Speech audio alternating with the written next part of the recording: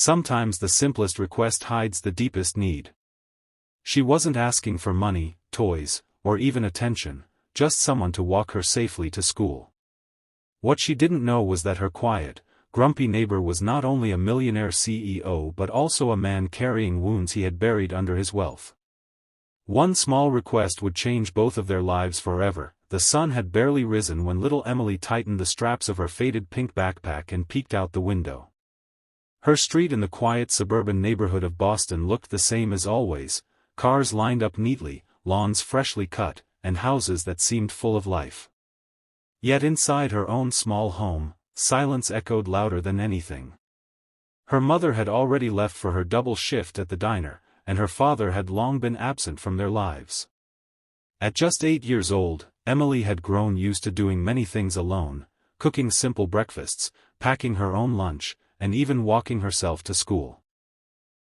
But lately, those lonely walks had begun to scare her.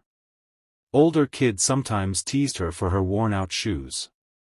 Sometimes strangers stared too long, and once a stray dog had chased her halfway down the block.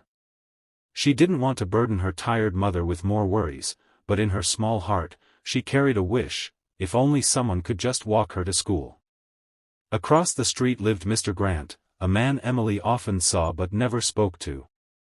He was tall, always in crisp suits, with an expression that warned people not to come close. The neighbors whispered about him, how he never smiled, how he ate alone, and how he owned one of the largest companies in the city. But to Emily, he was just the man who watered his roses without looking at anyone. That morning, as she stepped onto the street, she saw him locking his black luxury car. His presence felt intimidating, yet safe. Gathering every bit of courage, Emily clutched her backpack straps and softly asked, "Excuse me, sir.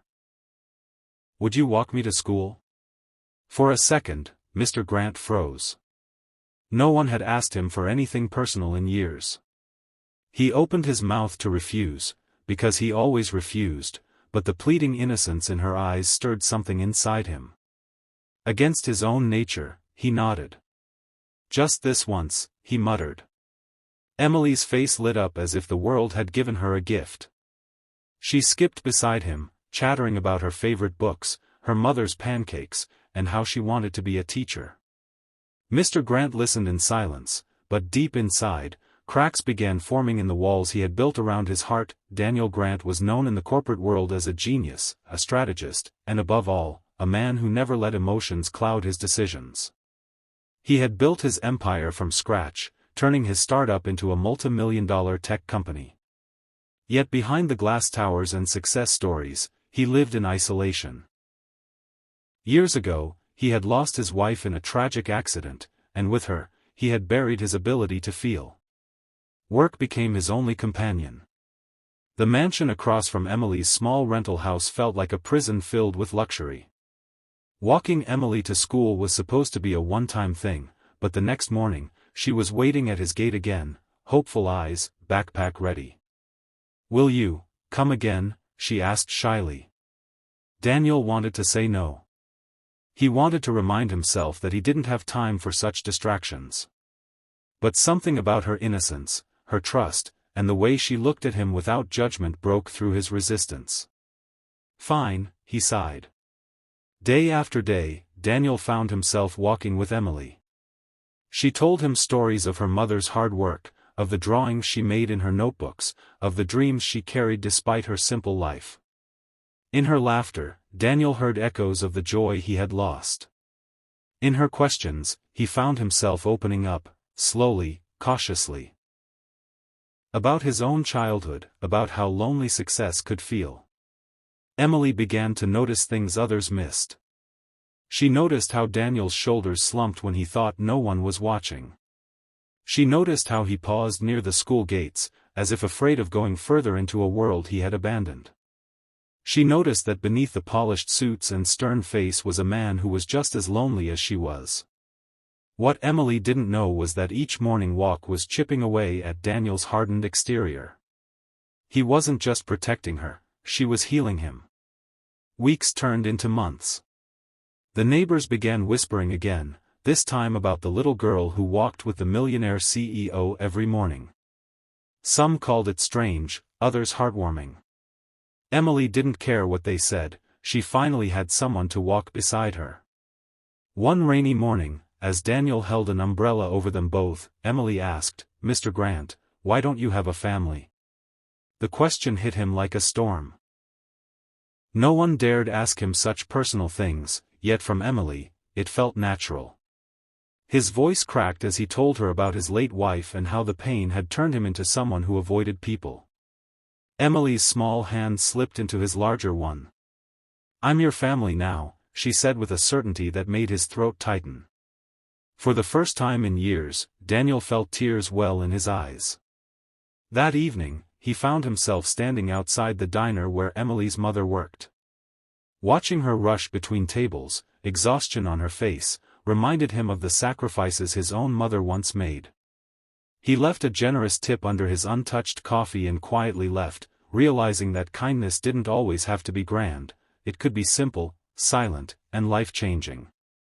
Soon, Daniel began helping Emily in little ways, buying her books, fixing the fence outside her home, making sure she had warm clothes in winter. But he did it carefully, never wanting to hurt her mother's pride. In return, Emily filled his mansion with laughter, drawings stuck on his fridge, and the kind of warmth money could never buy. Daniel had never known that healing could come from a child's trust, but Emily proved it every day. One winter morning, as Daniel and Emily walked hand in hand to school, a group of reporters ambushed him. They had discovered his unusual routine and wanted answers. Cameras flashed, questions fired. Why is a millionaire CEO walking a little girl to school every day? Who is she? What's the story? Emily clung to his arm, frightened. For the first time, Daniel didn't run from attention. He knelt down beside her and said loud enough for the cameras, "This is Emily. She's my neighbor, and my friend. She reminded me that life isn't just about money and success. It's about showing up for people who need you." His words spread like wildfire. The image of the feared CEO walking a little girl to school melted the internet's heart. But beyond the headlines, something deeper happened. Daniel officially set up a scholarship fund in Emily's name to help children of single parents get quality education. Emily's mother, though overwhelmed, accepted his presence in their lives, not as charity, but as a genuine bond. And Emily? She got more than just someone to walk her to school. She got a protector, a mentor, and a father figure. Daniel, on the other hand, found the family he thought he had lost forever. Years later, Emily stood on a university stage, valedictorian of her class, as Daniel watched proudly from the front row. She spoke of her journey, of the mornings that began with lonely walks, and of the neighbor who had changed everything by simply saying yes. Sometimes, the smallest request carries the power to transform two lives. And in their case, it all began with a walk to school. If this story touched your heart, don't forget to like, share, and subscribe to Kindness Vibes for more inspiring true-to-life stories that remind us of the power of love, kindness, and second chances. Turn on the notification bell so you never miss our newest uploads. Comment below, would you walk someone to school if they asked you? We'd love to hear your thoughts. Share this video with friends and family to spread kindness across the world.